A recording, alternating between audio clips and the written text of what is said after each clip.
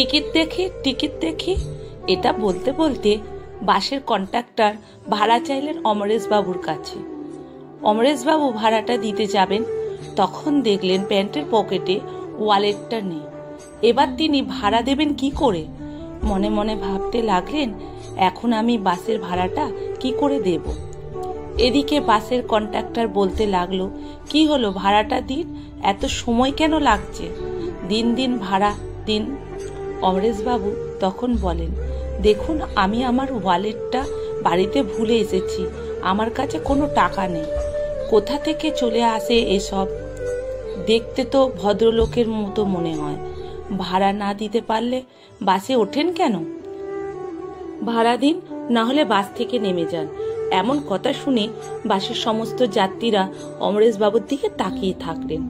অনেকে আবার বলতে লাগলেন, এখন এমন প্যাসেঞ্জার প্রচুর হয়েছে, ভাড়া না দিয়ে বাসে যাতায়াত করে। অমরেশ বাবু কেমন যেন অস্থিরতা পড়ে গেলেন। এমন সময় একটা ইয়াং ছেলে কন্ডাক্টরে এসে বলল, এই নিন টাকাটা, ওনার কত ভাড়া টাকা কেটে নিন, বাকিটা আমাকে ফেরত দিন। এরপর অমরেশ বাবু ছেলেটার হাত ধরে বলেন, আমার অনেক উপকার করলে বাবা, তোমার ঠিকানাটা দাও, আমি তোমাকে টাকা পরে পাঠিয়ে দেব। তখন ছেলেটি অমরেশ বাবুর পায়ে হাতে দিয়ে প্রণাম করে বলল, স্যার, আমাকে চিনতে পারছেন না? আমি শুভজিৎ, যাকে আপনি শুভ বলে ডাকতেন। অমরেশ বাবু স্মৃতির গোচর অনেক ছাত্রছাত্রী ভিড়ে শুভজিৎকে চিনতে পারলেন না। না বাবা, আমি তোমাকে চিনতে পারছি না।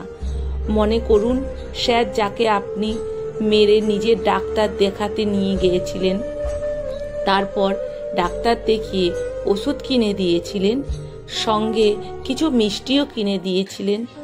বলেছিলেন, আমি যে আজ তোকে এত শাসন করলাম, তোকে এত মারলাম, এখন হয়তো আমাকে খুব খারাপ মনে হচ্ছে, কিন্তু পরে বুঝতে পারবি আমি তোর ভালোর জন্যই করেছি।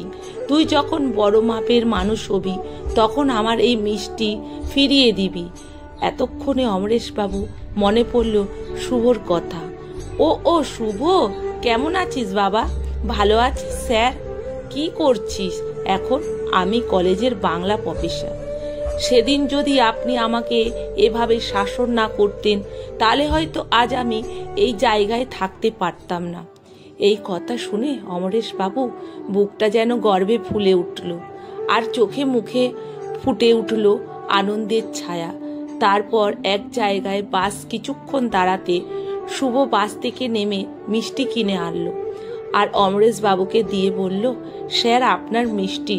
অমরেশ বাবু এবার হাসতে লাগলেন, তুই সত্যি আমার জন্য মিষ্টি এনেছিস? হ্যাঁ স্যার, নিন। আচ্ছা বাবা, ঠিক আছে, দে। এরপর শুভ অমরেশ বাবুর হাতে কিছু টাকা দিয়ে বললেন, স্যার, আপনি বাড়ি ফিরবেন কি করে? আপনার কাছে তো টাকা নেই। এই টাকাটা রাখুন। না শুভ, এটা হয় না। আচ্ছা ঠিক আছে স্যার, আপনি না হলে এর ধার হিসাবে নিন, পরে আমাকে শোধ দিয়ে দেবেন। ঠিক আছে তাহলে। আসলে শিক্ষকই আমাদের জীবনের মেরুদণ্ড। শিক্ষকই এমন মানুষ যার হাত ধরে তৈরি হয় ডাক্তার, ইঞ্জিনিয়ার, প্রফেসর। তাই তো শিক্ষককে গুরু বলা হয়, ভগবানের আসনে বসানো হয়। কলমে সুষমা বাগ প্রধান, পাঠে অনিতা ভট্টাচার্য। ভিডিওটা ভালো লাগলে বন্ধুরা প্রচুর শেয়ার করবে।